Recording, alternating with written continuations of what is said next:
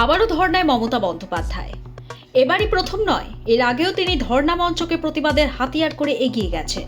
2006 সালে সিপিআইএমের জমানায় সিঙ্গুর আন্দোলনের সময় মেট্রো চ্যানেলে টানা 26 দিনের অনশন করেছিলেন তিনি।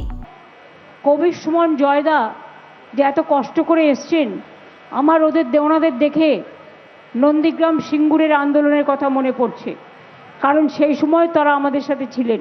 এরপর 2019 সালে 23 ফেব্রুয়ারি রবিবারের বিকেল বেলা পুলিশ কর্তা এবং সরকারি আমলাদের নিয়ে মেট্রো চ্যানেলে ধর্না শুরু করেন তিনি। টানা 3 দিন ধরে চলেছিল সেই ধর্না, যতদিন না রাজীব সুপ্রিম কোর্ট থেকে রক্ষা কবচ পেয়েছিলেন। কিন্তু বারবার এই ধর্নাকে আঁকড়ে ধরছেন কেন মমতা? ধর্না কি শুধুমাত্র বাংলার একমাত্র পথ, নাকি গান্ধীজি নেহরুর সত্যাগ্রহ আন্দোলনকে স্মরণ করে এগিয়ে চলা, নাকি বাঁচার পথ এই ধর্না আন্দোলন?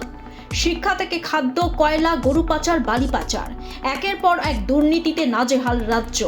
তার মধ্যে এসআইআর এর প্রতিবাদে আবার ধর্নার রাজনীতি বেছে নিলেন মমতা। সারা দেশে এসআইআর নির্বিঘ্নে শেষ হয়েছে, শুধু এ রাজ্যেই এসআইআর নিয়ে প্রথম থেকেই এত সমস্যা কেন? মানুষের নজর সরিয়ে দেওয়াই কি মূল লক্ষ্য এই ধর্না আন্দোলনের? এসআইআরে মারা গেছে এরকম দিল্লিতে যারা গেছিল, তাদের 8টা পরিবারও আসবে, তারাও এখানে বসবে।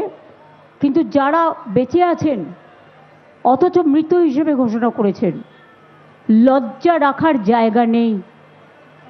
নির্লজ্জ বেহায়া বিজেপি পার্টি অ্যান্ড তাদের দালাল কমিশন।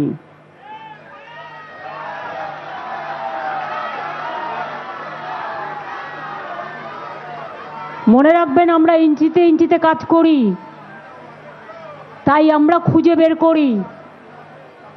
তাদের আমি এখানে প্যারেড করাবো। ব্যুরো রিপোর্ট, লটারির সংবাদ।